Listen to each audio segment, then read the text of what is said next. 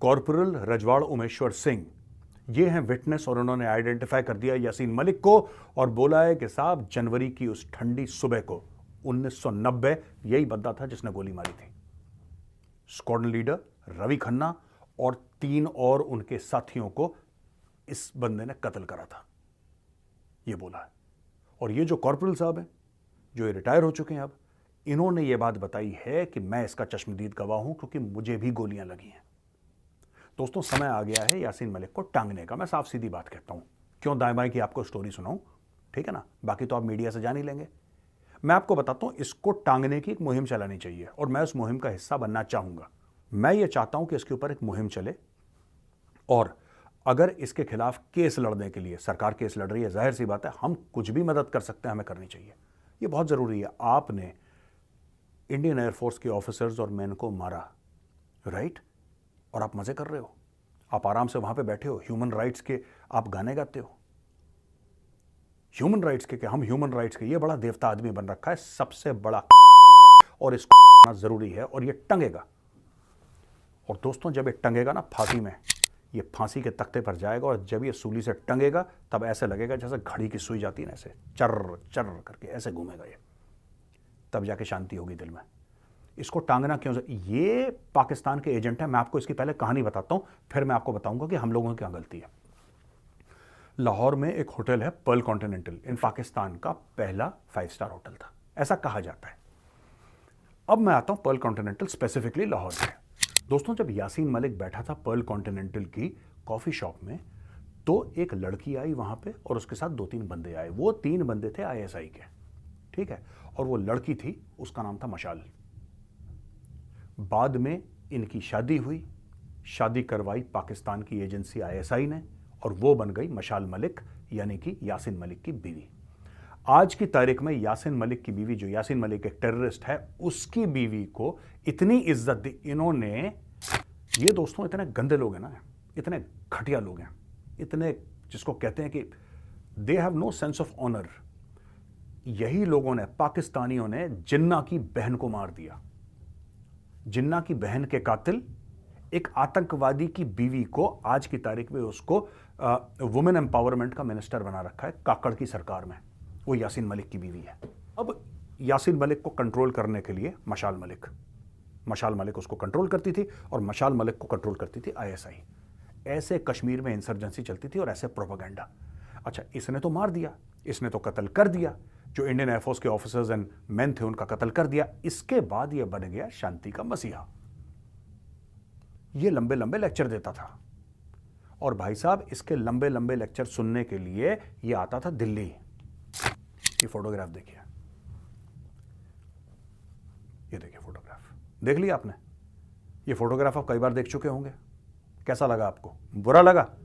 आपको बुरा लगे इसलिए मैंने फोटोग्राफ दिखाई, और एडिटर जरा दोबारा फोटो दिखाओ कि आपको दोबारा बुरा लगे।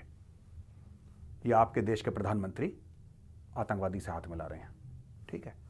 और एक बहुत बड़ा मीडिया हाउस स्पेस दे रहा है। इंटेलेक्चुअल्स हैं ना ये लोग यार, इंटेलेक्चुअल्स हैं। आप और हम क्या है इनके सामने? हम तो कुछ भी नहीं है, ये इंटेलेक्चुअल्स हैं।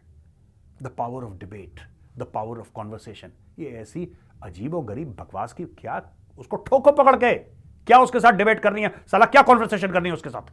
ठोको उसको।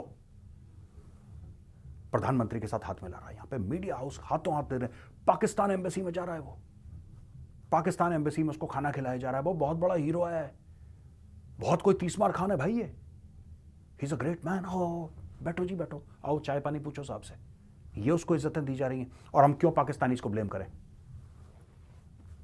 हम पाकिस्तानी को, वो तो हैं टेररिस्ट, तो उनके लिए तो उनका भाई है।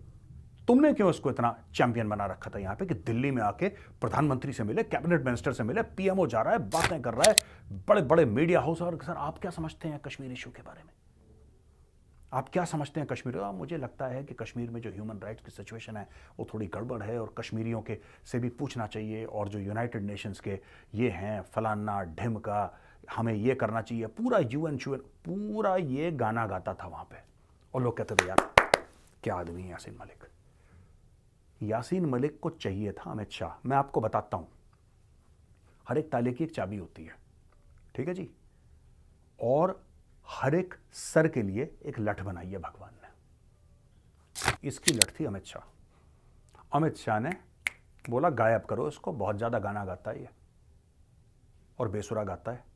370 से हटाया, सबकी औकात ऐसी हो गई, जमीन पे आ गई, आसमान पे फर करते थे। और दोस्तों एक और बात बताता हूं, ये जो लाइफस्टाइल जीते थे, कौन सी नौकरी करता है, इसके बाद पैसे कहां से आए? मैं सिंपल सी बात बोलता हूं यार, जो आदमी काम नहीं करता, जो बेरोजगार होता है ना, उसको ये चिंता होती है कि अपनी स्कूटी में तेल कहां से भरूंगा मैं। वो नहीं भर सकता, किसी से मांग के ही भरेगा, कमा तो रानी। इनके लाइफस्टाइल कहां से थे? ये जो फ्लाइट पकड़ते थे उसका पैसा कहां से आता था? ये जो दिल्ली आते थे उसका पैसा कौन देता था? ये जो 5 स्टार होटल में रहते थे, वो बुड्ढा गिलानी, उसका क्या था यार? ये सब भारत की सरकार ने आतंकवादियों को पैसे दिए हैं। The central government is given money and they have given thousands of crore. मैं आपको ऑन रिकॉर्ड बोल रहा हूं, वीडियो सेव कर लीजिए, हजारों करोड़ रुपए इन्होंने दिए हैं 40-50 साल, जितने भी जब से ये दे रहे हैं पैसे। इन्होंने लगातार पैसे फेंके। दिल्ली आता था वो गिलानी के आगे गाड़ी, पीछे गाड़ी, पुलिस के कमांडो, गिलानी आ रहा है, वो गिलानी साहब आ रहे हैं, गिलानी भी नहीं, गिलानी साहब आ रहे हैं। ये फोटोग्राफ देख के फिर से एडिटर साहब दोबारा एक बार फोटोग्राफ दिखाओ, जरूरी है जोड़ना आप सबको। ये देख रहे हो फोटोग्राफ? अब आप सिर्फ सोचना, ये फोटोग्राफ देख के सिर्फ एक बात सोचना, स्क्रीन पे एडिटर साहब ये फोटोग्राफ लगी रहे, ठीक है दोस्तों? सिर्फ ये सोचना कि ये जब मंजर देखा होगा इंडियन एयरफोर्स ने, ठीक है, एयर चीफ जो भी होंगे उस वक्त, राइट, या जो भी इंडियन एयरफोर्स का पायलट होगा या उनका टेक्निकल स्टाफ होगा, उनके एयरमैन होंगे, जो भी होगा, ऊपर से नीचे तक, सीनियर मोस्ट से लेकर जूनियर मोस्ट, कोई भी होगा, इंडियन एयरफोर्स के लोगों का कितनी बार दिल टूटा होगा ये फोटोग्राफ देख के। सोचना कभी। मैं तो नहीं जानता कि जिनकी हत्या हो गई, मैं तो उनको नहीं जानता। मेरा तो सिर्फ ये रिश्ता है कि उन्होंने भी वर्दी पहनी, मैंने भी वर्दी पहनी, मेरा यही रिश्ता है।